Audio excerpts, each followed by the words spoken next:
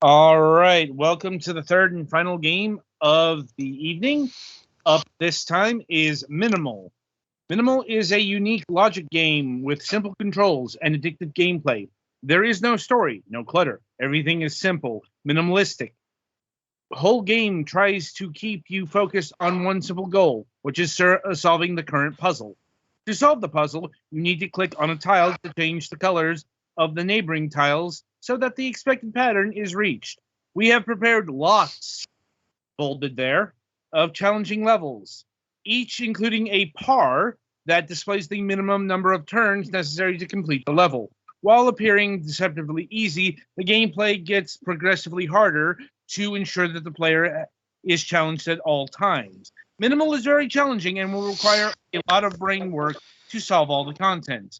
But don't worry, if you get stuck, you can always go to the other levels and come back later. So this game was gifted to the Gallic as a bit of a last minute replacement there. But over to him for the details. Well, they're not kidding about this game being a lot of puzzles.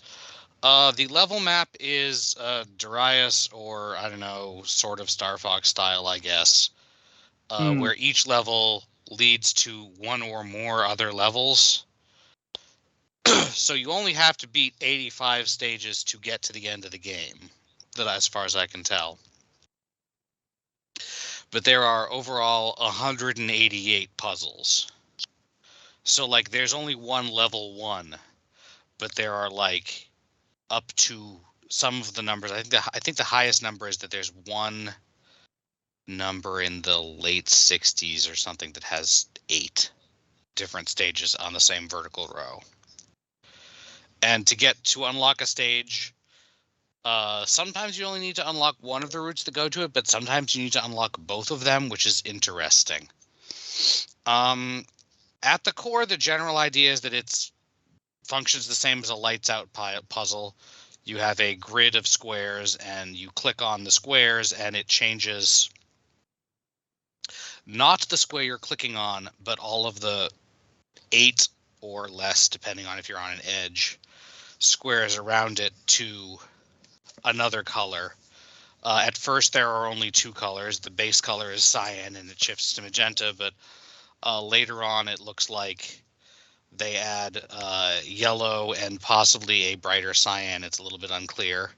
There are also cross-hatched panels that you cannot change the color, that you cannot click on. You can change the color of them by clicking on adjacent ones, but you cannot change the actual, you cannot click on that tile, which ultimately they give you the solution at the top of the screen for each one, what you're trying to make it look like, and you have to figure out how many clicks, or you have to figure out which way to do it. I personally found that if I was at or above the par time, it was best to just rewind to blank, because I knew that I was not doing it, quote unquote, the right way, or at least in getting overly complicated. This may not work as well later on, but at that point, it feels like at least I only got up to like 30. I think a little bit less than 30. Anyway, at that point, it's feels like if you're taking more steps than that, you know you're doing something wrong, so you're not on the shortest route to the solution, so you might as well start over. But other people may disagree with that. Um, the only real sound is sound effects when you click on things. There's not really music. The colors are all very CMYK with white. It was a little bit frustrating that you can't scroll around the map, the menu map very easily, and there are not many options. There basically aren't any aside from turn the music on or off. And clicking on the what achievements you've gotten thing just literally opens up the Steam overlay, so I'm curious how they do that on anything else. It's in some ways it is indeed very minimal, although I've seen some games that were arguably more minimal. Overall, it's pretty catchy if you're into this kind of puzzle game. It doesn't get as frustrating as I was afraid it would, because there are generally a fairly constrained number of things that you can do at any given time.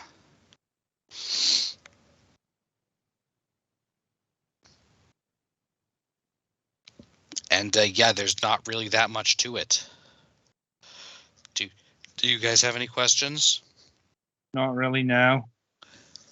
I don't. Because I think that's about all I got to say. All right. Price is $2.99. Yeah, certainly there are a lot of puzzles for that price. $250 from the Steam page. Oh, okay. So there's even more that I didn't see or something. I only saw 188 when I was skimming along. That might be unlocked. That might be a thing that unlocks. Yeah, there might be some hidden passages or something. Anyway. All right, then.